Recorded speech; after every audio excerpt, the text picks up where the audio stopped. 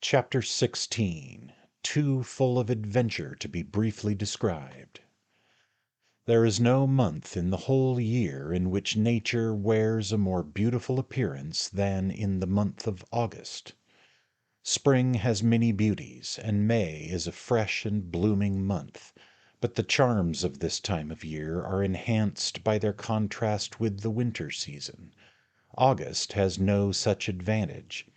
It comes when we remember nothing but clear skies, green fields, and sweet-smelling flowers, when the recollection of snow and ice and bleak winds has faded from our minds as completely as they have disappeared from the earth.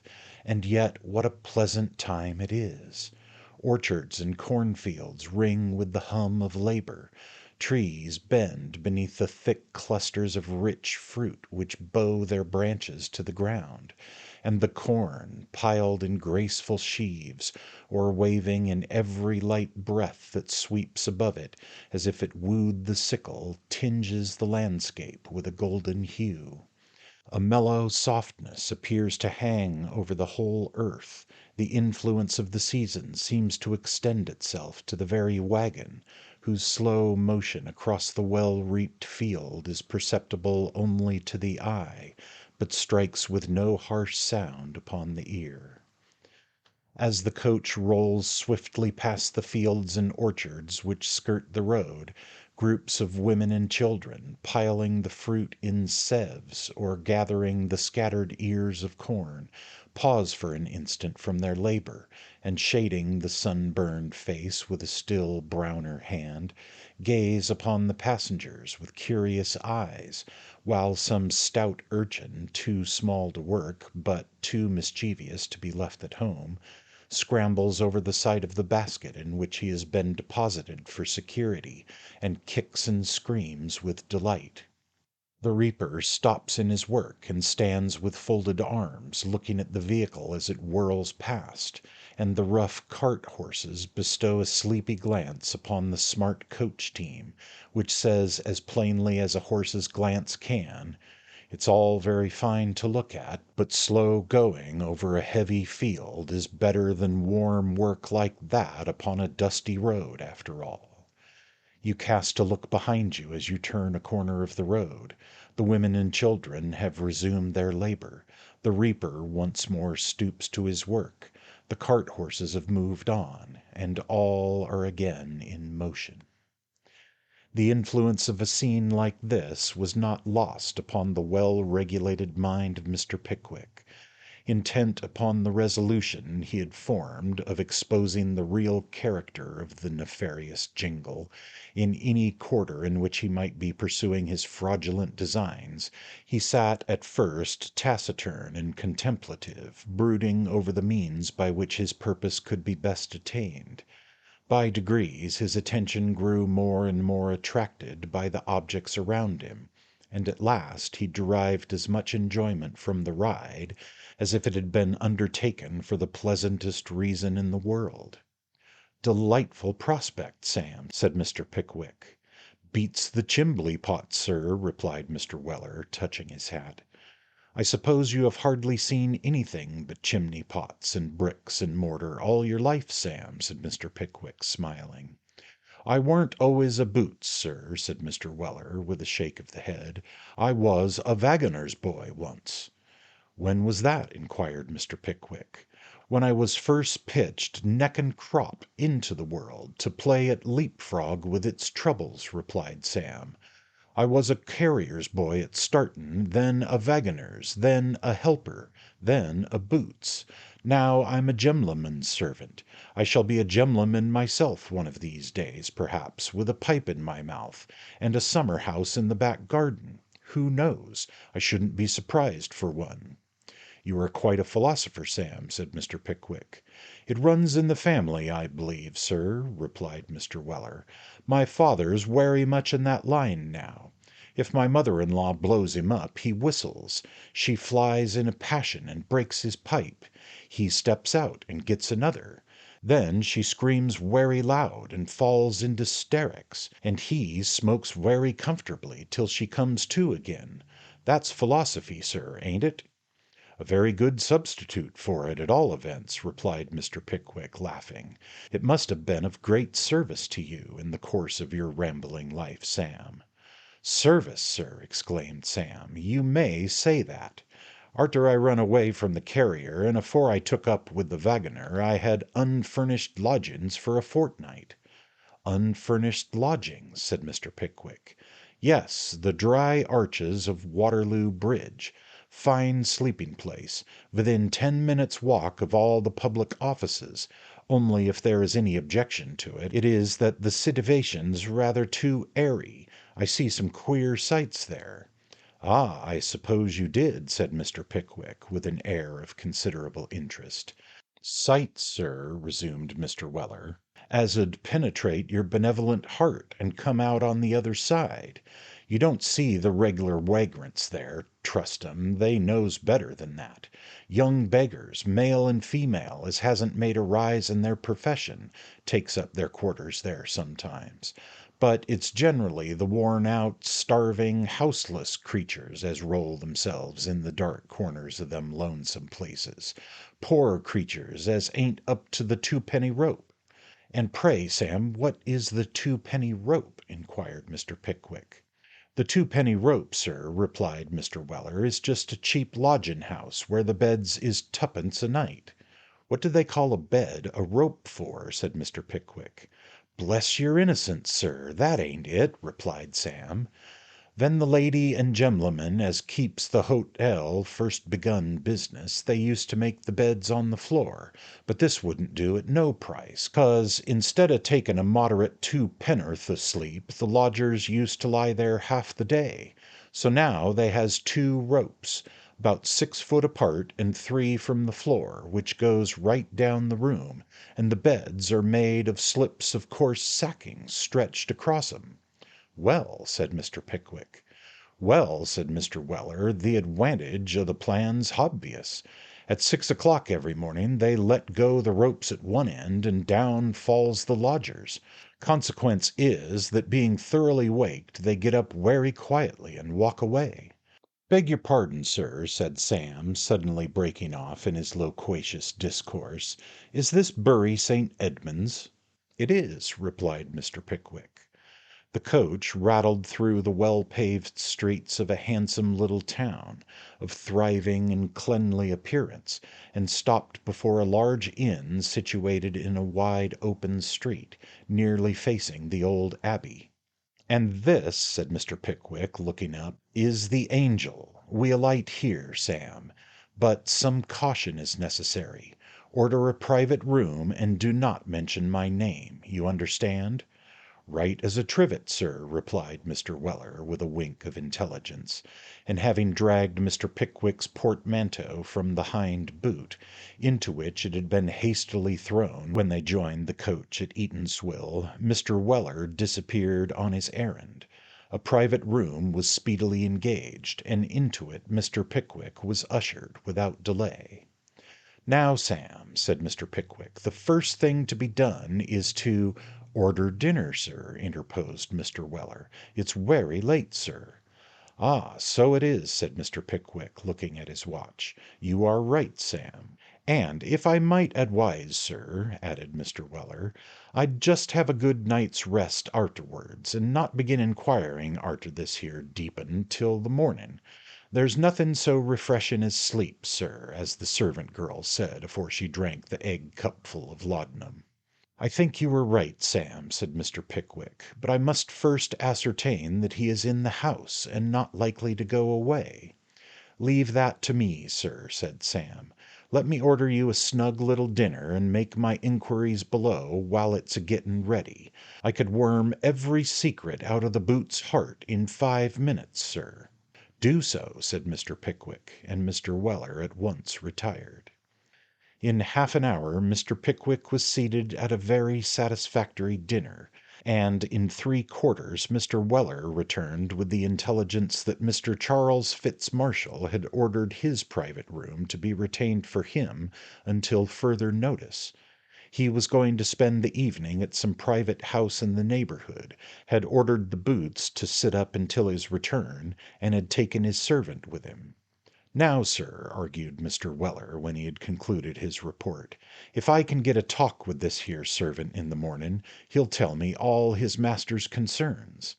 How do you know that? Interposed Mr. Pickwick. Bless your heart, sir, servants always do, replied Mr. Weller. I forgot that, said Mr. Pickwick. Well, then you can arrange what's best to be done, sir, and we can act accordingly. As it appeared that this was the best arrangement that could be made, it was finally agreed upon. Mr. Weller, by his master's permission, retired to spend the evening in his own way, and was shortly afterwards elected by the unanimous voice of the assembled company into the tap-room chair, in which honourable post he acquitted himself so much to the satisfaction of the gentlemen frequenters, that their roars of laughter and approbation penetrated to Mr. Pickwick's bedroom, and shortened the term of his natural rest by at least 3 hours.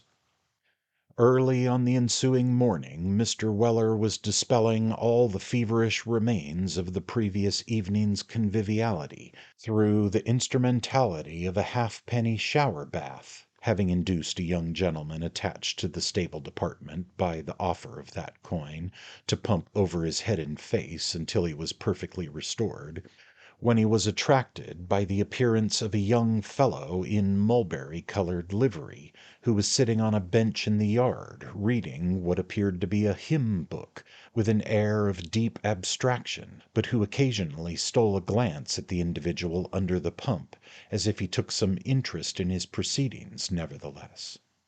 "You're a rum 'un to look at, you are," thought Mr. Weller, the first time his eyes encountered the glance of the stranger in the mulberry suit, who had a large, sallow, ugly face, very sunken eyes, and a gigantic head, from which depended a quantity of lank black hair.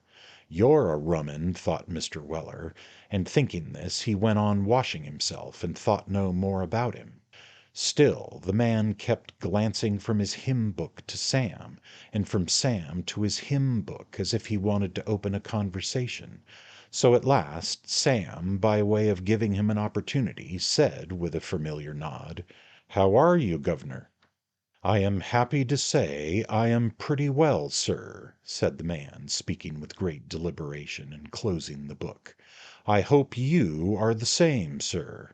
"Why, if I felt less like a walking brandy bottle, I shouldn't be quite so staggery this morning," replied Sam. "Are you stopping in this house, Olden?" The mulberry man replied in the affirmative. "How was it you weren't one of us last night?" inquired Sam, scrubbing his face with the towel. "You seem one of the jolly sort. Looks as convivial as a live trout in a lime basket," added Mr. Weller, in an undertone. "I was out last night with my master," replied the stranger. "What's his name?" inquired Mr. Weller, coloring up very red with sudden excitement and the friction of the towel combined. "Fitz-Marshall," said the mulberry man. "Give us your hand," said Mr. Weller, advancing. "I should like to know you. I like your appearance, old fellow." "Well, that is very strange," said the mulberry man, with great simplicity of manner. "I like yours so much that I wanted to speak to you from the very first moment I saw you under the pump." "Did you, though?" "Upon my word. Now, isn't that curious?" "Wery sing'lar," said Sam, inwardly congratulating himself upon the softness of the stranger. "What's your name, my patriarch?" "Job." "And a wery good name it is, only one I know that ain't got a nickname to it. What's the other name?" "Trotter," said the stranger. "What is yours?" Sam bore in mind his master's caution, and replied, "My name's Walker. My master's name's Wilkins. Will you take a drop o' something this morning, Mr. Trotter?" Mr. Trotter acquiesced in this agreeable proposal, and having deposited his book in his coat pocket, accompanied Mr. Weller to the tap, where they were soon occupied in discussing an exhilarating compound, formed by mixing together, in a pewter vessel, certain quantities of British Hollands and the fragrant essence of the clove. "And what sort of a place have you got?" inquired Sam, as he filled his companion's glass for the second time. "Bad," said Job, smacking his lips. "Very bad. "You don't mean that," said Sam. "I do indeed. Worse than that, my master's going to be married." "No!" "Yes, and worse than that, too, he's going to run away with an immense rich heiress from boarding school." "What a dragon!" said Sam, refilling his companion's glass. "It's some boarding school in this town, I suppose, ain't it?" Now, although this question was put in the most careless tone imaginable, Mr. Job Trotter plainly showed by gestures that he perceived his new friend's anxiety to draw forth an answer to it. He emptied his glass, looked mysteriously at his companion, winked both of his small eyes, one after the other, and finally made a motion with his arm as if he were working an imaginary pump handle, thereby intimating that he, Mr. Trotter, considered himself as undergoing the process of being pumped by Mr. Samuel Weller. "No, no," said Mr. Trotter in conclusion, "that's not to be told to everybody. That is a secret, a great secret, Mr. Walker." As the mulberry man said this, he turned his glass upside down, by way of reminding his companion that he had nothing left wherewith to slake his thirst. Sam observed the hint, and feeling the delicate manner in which it was conveyed, ordered the pewter vessel to be refilled, whereat the small eyes of the mulberry man glistened. "And so it's a secret," said Sam. "I should rather suspect it was," said the mulberry man, sipping his liquor with a complacent face. "I suppose your masser's werry rich," said Sam. Mr. Trotter smiled, and holding his glass in his left hand, gave 4 distinct slaps on the pockets of his mulberry indescribables with his right, as if to intimate that his master might have done the same without alarming anybody much by the chinking of coin. "Ah," said Sam, "that's the game, is it?" The mulberry man nodded significantly. "Well, and don't you think, old feller," remonstrated Mr. Weller, "that if you let your master take in this here young lady, you're a precious rascal?" "I know that," said Job Trotter, turning upon his companion a countenance of deep contrition and groaning slightly. "I know that, and that's what it is that preys upon my mind. But what am I to do?" "Do," said Sam. "Divulge to the missus, and give up your master." "Who'd believe me?" replied Job Trotter. "The young lady's considered the very picture of innocence and discretion. She'd deny it, and so would my master. Who'd believe me?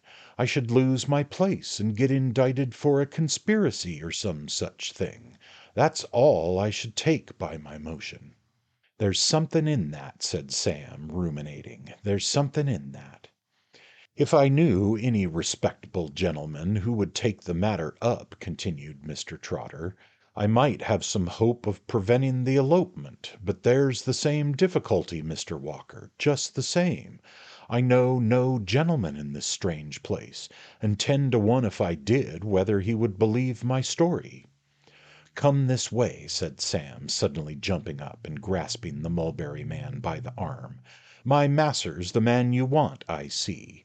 And after a slight resistance on the part of Job Trotter, Sam led his newly found friend to the apartment of Mr. Pickwick, to whom he presented him, together with a brief summary of the dialogue we have just repeated.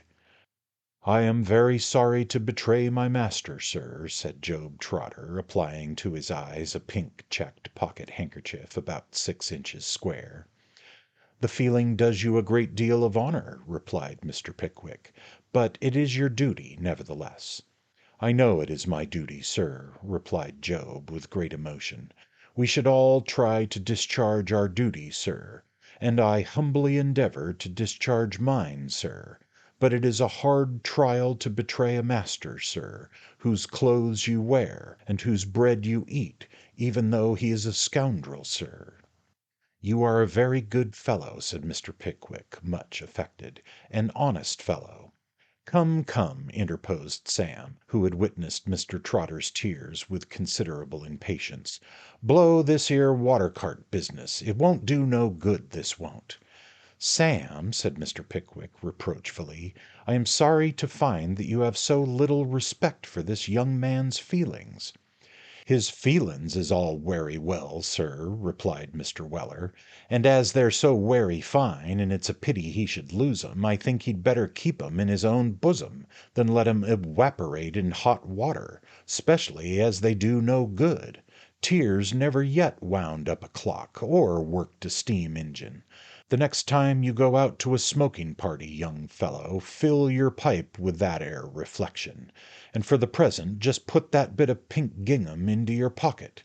'Tain't so handsome that you need keep waving it about as if you was a tight-rope dancer." "My man is in the right," said Mr. Pickwick, accosting Job, although his mode of expressing his opinion is somewhat homely, and occasionally incomprehensible. "He is, sir, very right," said Mr. Trotter, "and I will give way no longer." "Very well," said Mr. Pickwick. "Now, where is this boarding school?" "It is a large, old, red brick house, just outside of town, sir," replied Job Trotter. "And when," said Mr. Pickwick, "when is this villainous design to be carried into execution? When is this elopement to take place?" "To-night, sir," replied Job. "To-night!" exclaimed Mr. Pickwick. "This very night, sir," replied Job Trotter. "That is what alarms me so much." "Instant measures must be taken," said Mr. Pickwick. "I will see the lady who keeps the establishment immediately." "I beg your pardon, sir," said Job, "but that course of proceeding will never do." "Why not?" inquired Mr. Pickwick. "My master, sir, is a very artful man." "I know he is," said Mr. Pickwick. "And he has so wound himself round the old lady's heart, sir," resumed Job, "that she would believe nothing to his prejudice, if you went down on your bare knees and swore it, especially as you have no proof but the word of a servant, who, for anything she knows, and my master would be sure to say so, was discharged for some fault, and does this in revenge." "What had better be done then?" said Mr. Pickwick. "Nothing but taking him in the very act of eloping will convince the old lady, sir," replied Job. "All them old cats will run their heads agin milestones," observed Mr. Weller in a parenthesis. "But this taking him in the very act of elopement would be a very difficult thing to accomplish, I fear," said Mr. Pickwick. "I don't know, sir," said Mr. Trotter, after a few moments' reflection. "I think it might be very easily done." "How?" was Mr. Pickwick's inquiry. "Why," replied Mr. Trotter, "my master and I, being in the confidence of the two servants, will be secreted in the kitchen at 10 o'clock. When the family have retired to rest, we shall come out of the kitchen, and the young lady out of her bedroom. A post chaise will be waiting, and away we go." "Well?" said Mr. Pickwick. "Well, sir, I have been thinking that if you were in waiting in the garden behind, alone—" "Alone?" said Mr. Pickwick. "Why alone?" "I thought it very natural," replied Job, "that the old lady wouldn't like such an unpleasant discovery to be made before more persons than can possibly be helped. The young lady, too, sir, consider her feelings." "You are very right," said Mr. Pickwick. "The consideration evinces your delicacy of feeling. Go on, you are very right." "Well, sir, I have been thinking that if you were waiting in the back garden alone, and I was to let you in at the door which opens into it, from the end of the passage, at exactly 11:30 o'clock, you would be just in the very moment of time to assist me in frustrating the designs of this bad man, by whom I have been unfortunately ensnared." Here Mr. Trotter sighed deeply. "Don't distress yourself on that account," said Mr. Pickwick. "If he had one grain of the delicacy of feeling which distinguishes you, humble as your station is, I should have some hopes of him." Job Trotter bowed low, and in spite of Mr. Weller's previous remonstrance, the tears again rose to his eyes. "I never see such a feller," said Sam. "Blest if I don't think he's got a mane in his head as is always turned on." "Sam," said Mr. Pickwick with great severity, "hold your tongue." "Werry well, sir," replied Mr. Weller. "I don't like this plan," said Mr. Pickwick, after deep meditation. "Why cannot I communicate with the young lady's friends?" "Because they live 100 miles from here, sir," replied Job Trotter. "That's a clincher," said Mr. Weller, aside. "Then this garden," resumed Mr. Pickwick. "How am I to get into it?" "The wall is very low, sir, and your servant will give you a leg up." "My servant will give me a leg up," repeated Mr. Pickwick mechanically. "You will be sure to be near this door that you speak of." "You cannot mistake it, sir. It's the only one that opens into the garden. Tap at it when you hear the clock strike, and I will open it instantly." "I don't like the plan," said Mr. Pickwick, "but as I see no other, and as the happiness of this young lady's whole life is at stake, I adopt it. I shall be sure to be there." Thus, for the second time, did Mr. Pickwick's innate good feeling involve him in an enterprise from which he would most willingly have stood aloof. "What is the name of the house?" inquired Mr. Pickwick. "Westgate House, sir. You turn a little to the right when you get to the end of the town. It stands by itself some little distance off the high road, with the name on a brass plate on the gate." "I know it," said Mr. Pickwick. "I observed it once before when I was in this town. You may depend upon me." Mr. Trotter made another bow and turned to depart, when Mr. Pickwick thrust a guinea into his hand. "You're a fine fellow," said Mr. Pickwick, "and I admire your goodness of heart. No thanks. Remember, 11 o'clock." "There is no fear of my forgetting it, sir," replied Job Trotter. With these words he left the room, followed by Sam. "I say," said the latter, "not a bad notion, that 'ere crying. I'd cry like a rain-water spout in a shower on such good terms. How do you do it?" "It comes from the heart, Mr. Walker," replied Job, solemnly. "Good morning, sir." "You're a soft customer, you are. We've got it all out of you anyhow," thought Mr. Weller, as Job walked away. We cannot state the precise nature of the thoughts which passed through Mr. Trotter's mind, because we don't know what they were. The day wore on, evening came, and at a little before 10 o'clock Sam Weller reported that Mr. Jingle and Job had gone out together, that their luggage was packed up, and that they had ordered a chaise. The plot was evidently in execution, as Mr. Trotter had foretold. 10:30 o'clock arrived, and it was time for Mr. Pickwick to issue forth on his delicate errand. Resisting Sam's tender of his greatcoat, in order that he might have no encumbrance in scaling the wall, he set forth, followed by his attendant. There was a bright moon, but it was behind the clouds. It was a fine dry night, but it was most uncommonly dark. Paths, hedges, fields, houses, and trees were enveloped in one deep shade. The atmosphere was hot and sultry. The summer lightning quivered faintly on the verge of the horizon, and was the only sight that varied the dull gloom in which everything was wrapped. Sound there was none, except the distant barking of some restless house dog. They found the house, read the brass plate, walked round the wall, and stopped at that portion of it which divided them from the bottom of the garden. "You will return to the inn, Sam, when you have assisted me over," said Mr. Pickwick. "Very well, sir." "And you will sit up till I return." "Certainly, sir." "Take hold of my leg, and when I say 'over,' raise me gently." "All right, sir." Having settled these preliminaries, Mr. Pickwick grasped the top of the wall and gave the word "over," which was literally obeyed. Whether his body partook in some degree of the elasticity of his mind, or whether Mr. Weller's notions of a gentle push were of a somewhat rougher description than Mr. Pickwick's, the immediate effect of his assistance was to jerk that immortal gentleman completely over the wall on to the bed beneath, where, after crushing 3 gooseberry bushes and a rose tree, he finally alighted at full length. "You hadn't hurt yourself, I hope, sir," said Sam in a loud whisper, as soon as he had recovered from the surprise consequent upon the mysterious disappearance of his master. "I have not hurt myself, Sam, certainly," replied Mr. Pickwick from the other side of the wall, "but I rather think that you have hurt me." "I hope not, sir," said Sam. "Never mind," said Mr. Pickwick, rising. "It's nothing but a few scratches. Go away, or we shall be overheard.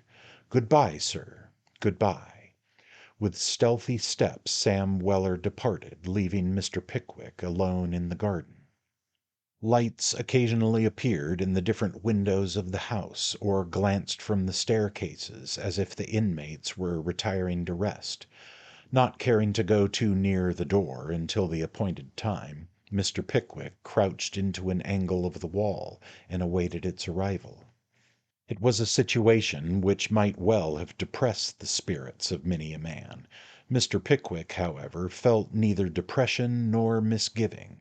He knew that his purpose was in the main a good one, and he placed implicit reliance on the high-minded Job.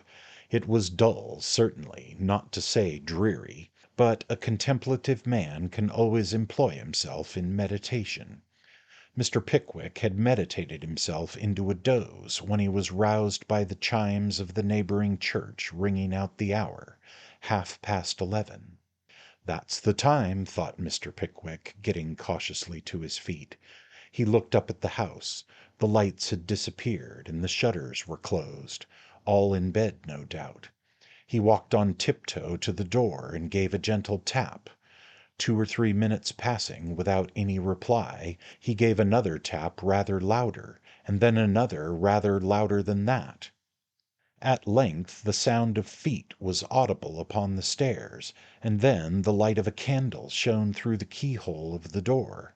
There was a good deal of unchaining and unbolting, and the door was slowly opened. Now the door opened outwards, and as the door opened wider and wider, Mr. Pickwick receded behind it more and more. What was his astonishment when he just peeped out by way of caution to see that the person who had opened it was, not Job Trotter, but a servant girl with a candle in her hand. Mr. Pickwick drew in his head again with the swiftness displayed by that admirable melodramatic performer, Punch, when he lies in wait for the flat-headed comedian with the tin box of music. "It must have been the cat, Sarah," said the girl, addressing herself to someone in the house. "Puss, puss, puss, tit, tit, tit." But no animal being decoyed by these blandishments, the girl slowly closed the door and refastened it, leaving Mr. Pickwick drawn up straight against the wall. "This is very curious," thought Mr. Pickwick. "They are sitting up beyond their usual hour, I suppose. Extremely unfortunate that they should have chosen this night of all others for such a purpose. Exceedingly." And with these thoughts Mr. Pickwick cautiously retired to the angle of the wall in which he had been before ensconced, waiting until such time as he might deem it safe to repeat the signal. He had not been here 5 minutes when a vivid flash of lightning was followed by a loud peal of thunder that crashed and rolled away in the distance with a terrific noise. Then came another flash of lightning, brighter than the other, and a second peal of thunder, louder than the first. And then down came the rain, with a force and fury that swept everything before it. Mr. Pickwick was perfectly aware that a tree is a very dangerous neighbor in a thunderstorm. He had a tree on his right, a tree on his left, a third before him, and a fourth behind. If he remained where he was, he might fall the victim of an accident. If he showed himself in the center of the garden, he might be consigned to a constable. Once or twice he tried to scale the wall, but having no other legs this time than those with which nature had furnished him, the only effect of his struggles was to inflict a variety of very unpleasant gratings on his knees and shins, and to throw him into a state of the most profuse perspiration. "What a dreadful situation!" said Mr. Pickwick, pausing to wipe his brow after this exercise. He looked up at the house. All was dark. They must be gone to bed now. He would try the signal again. He walked on tiptoe across the moist gravel and tapped at the door. He held his breath and listened at the keyhole. No reply. Very odd. Another knock. He listened again. There was a low whispering inside, and then a voice cried, "Who's there?" "That's not Job," thought Mr. Pickwick, hastily drawing himself straight up against the wall again. "It's a woman." He had scarcely had time to form this conclusion when a window above stairs was thrown up, and 3 or 4 female voices repeated the query, "Who's there?" Mr. Pickwick dared not move hand or foot. It was clear that the whole establishment was roused. He made up his mind to remain where he was until the alarm had subsided, and then by a supernatural effort to get over the wall, or perish in the attempt. Like all Mr. Pickwick's determinations, this was the best that could be made under the circumstances, but unfortunately it was founded upon the assumption that they would not venture to open the door again. What was his discomfiture when he heard the chains and bolts withdrawn, and saw the door slowly opening, wider and wider. He retreated into the corner, step by step, but do what he would, the interposition of his own person prevented its being opened to its utmost width. "Who's there?" screamed a numerous chorus of treble voices from the staircase inside, consisting of the spinster lady of the establishment, 3 teachers, 5 female servants, and 30 boarders, all half dressed and in a forest of curl papers. Of course, Mr. Pickwick didn't say who was there, and then the burden of the chorus changed into, "Lor, I am so frightened."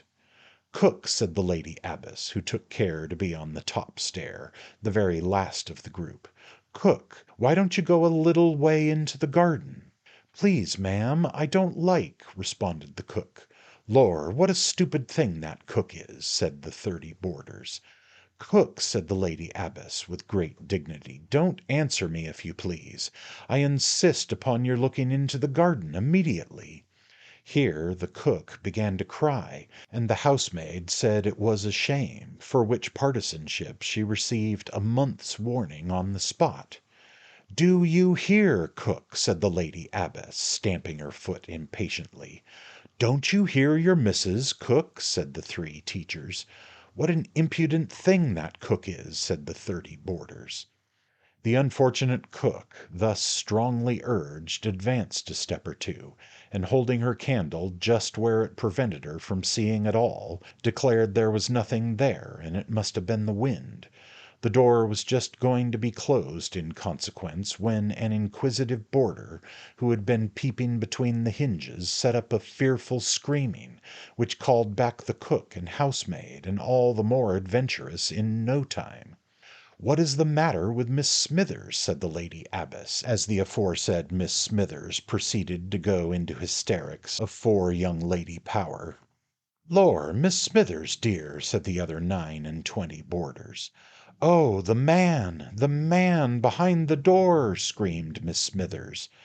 The Lady Abbess no sooner heard this appalling cry than she retreated to her own bedroom, double-locked the door, and fainted away comfortably. The boarders and the teachers and the servants fell back upon the stairs and upon each other, and never was such a screaming and fainting and struggling beheld. In the midst of the tumult Mr. Pickwick emerged from his concealment and presented himself amongst them. "Ladies, dear ladies," said Mr. Pickwick. "Oh, he says we're dear," cried the oldest and ugliest teacher. "Oh, the wretch!" "Ladies," roared Mr. Pickwick, rendered desperate by the danger of his situation, "hear me, I am no robber. I want the lady of the house." "Oh, what a ferocious monster!" screamed another teacher. "He wants Miss Tomkins." Here there was a general scream. "Ring the alarm bell, somebody," cried a dozen voices. Don't!" shouted Mr. Pickwick. "Look at me. Do I look like a robber? My dear ladies, you may bind me hand and leg, or lock me up in a closet if you like. Only hear what I have got to say. Only hear me." "How did you come in our garden?" faltered the housemaid. "Call the lady of the house, and I'll tell her everything," said Mr. Pickwick, exerting his lungs to the utmost pitch. "Call her. Only be quiet and call her, and you shall hear everything." It might have been Mr. Pickwick's appearance, or it might have been his manner, or it might have been the temptation, irresistible to a female mind, of hearing something at present enveloped in mystery, that reduced the more reasonable portion of the establishment, some 4 individuals, to a state of comparative quiet. By them it was proposed, as a test of Mr. Pickwick's sincerity, that he should immediately submit to personal restraint, and that gentleman having consented to hold a conference with Miss Tomkins from the interior of a closet in which the day boarders hung their bonnets and sandwich bags, he at once stepped into it of his own accord and was securely locked in. This revived the others, and Miss Tomkins having been brought to and brought down, the conference began. "What did you do in my garden, man?" said Miss Tomkins in a faint voice. "I came to warn you that one of your young ladies was going to elope tonight," replied Mr. Pickwick from the interior of the closet. "Elope!" exclaimed Miss Tomkins, the 3 teachers, the 30 boarders, and the 5 servants. "Who with?" "Your friend, Mr. Charles Fitzmarshall." "My friend? I don't know any such person." "Well, Mr. Jingle, then." "I never heard the name in my life." "Then I have been deceived and deluded," said Mr. Pickwick. "I have been the victim of a conspiracy, a foul and base conspiracy. Send to the Angel, my dear ma'am, if you don't believe me. Send to the Angel for Mr. Pickwick's manservant, I implore you, ma'am." "He must be respectable. He keeps a manservant," said Miss Tomkins to the writing and ciphering governess. "It's my opinion, Miss Tomkins," said the writing and ciphering governess, "that his manservant keeps him. I think he's a madman, Miss Tomkins, and the other's his keeper." "I think you were very right, Miss Gwynn," responded Miss Tomkins. "Let 2 of the servants repair to the Angel, and let the others remain here to protect us." So 2 of the servants were dispatched to the Angel in search of Mr. Samuel Weller, and the remaining 3 stopped behind to protect Miss Tomkins and the 3 teachers and the 30 boarders, and Mr. Pickwick sat down in the closet beneath a grove of sandwich bags and awaited the return of the messengers with all the philosophy and fortitude he could summon to his aid. An hour and a half elapsed before they came back, and when they did come, Mr. Pickwick recognized, in addition to the voice of Mr. Samuel Weller, 2 other voices, the tones of which struck familiarly on his ear, but whose they were he could not for the life of him call to mind. A very brief conversation ensued. The door was unlocked. Mr. Pickwick stepped out of the closet, and found himself in the presence of the whole establishment of Westgate House, Mr. Samuel Weller, and old Wardle, and his destined son-in-law, Mr. Trundle. "My dear friend," said Mr. Pickwick, running forward and grasping Wardle's hand, "my dear friend, pray, for heaven's sake, explain to this lady the unfortunate and dreadful situation in which I am placed. You must have heard it from my servant. Say, at all events, my dear fellow, that I am neither a robber nor a madman." "I have said so, my dear friend, I have said so already," replied Mr. Wardle, shaking the right hand of his friend, while Mr. Trundle shook the left. "And whoever says, or has said, he is," interposed Mr. Weller, stepping forward, "says that which is not the truth, but so far from it, on the contrary, quite the rewerse. And if there's any number o' men on these here premises as has said so, I shall be werry happy to give 'em all a werry convincing proof of their being mistaken, in this here werry room, if these werry respectable ladies'll have the goodness to retire and order 'em up one at a time." Having delivered this defiance with great volubility, Mr. Weller struck his open palm emphatically with his clenched fist, and winked pleasantly on Miss Tomkins, the intensity of whose horror at his supposing it within the bounds of possibility that there could be any men on the premises of Westgate House Establishment for Young Ladies it is impossible to describe. Mr. Pickwick's explanation having already been partially made, was soon concluded. but neither in the course of his walk home with his friends, nor afterwards when seated before a blazing fire at the supper he so much needed, could a single observation be drawn from him. He seemed bewildered and amazed. Once, and only once, he turned round to Mr. Wardle and said, "How did you come here?" "Trundle and I came down here for some good shooting on the first," replied Wardle. "We arrived to-night, and were astonished to hear from your servant that you were here too. But I'm glad you are," said the old fellow, slapping him on the back. "I'm glad you are. We shall have a jovial party on the first, and will give Winkle another chance, old boy?" Mr. Pickwick made no reply. He did not even ask after his friends at Dingley Dell, and shortly afterwards retired for the night, desiring Sam to fetch his candle when he rung. The bell did ring in due course, and Mr. Weller presented himself. "Sam," said Mr. Pickwick, looking out from under the bedclothes. "Sir," said Mr. Weller. Mr. Pickwick paused, and Mr. Weller snuffed the candle. "Sam," said Mr. Pickwick again, as if with a desperate effort. "Sir," said Mr. Weller once more. "Where is that Trotter?" "Job, sir?" "Yes." "Gone, sir. With his master, I suppose?" "Friend or master or whatever he is, he's gone with him," replied Mr. Weller. "There's a pair of 'em, sir." "Jingle suspected my design, and set that fellow on you with this story, I suppose," said Mr. Pickwick, half choking. "Just that, sir," replied Mr. Weller. "It was all false, of course." "All, sir," replied Mr. Weller. "Reg'lar do, sir. Artful dodge." "I don't think he'll escape us quite so easily the next time, Sam," said Mr. Pickwick. "I don't think he will, sir." "Whenever I meet that Jingle again, wherever it is," said Mr. Pickwick, raising himself in bed, and indenting his pillow with a tremendous blow, "I'll inflict personal chastisement on him, in addition to the exposure he so richly merits. I will, or my name is not Pickwick.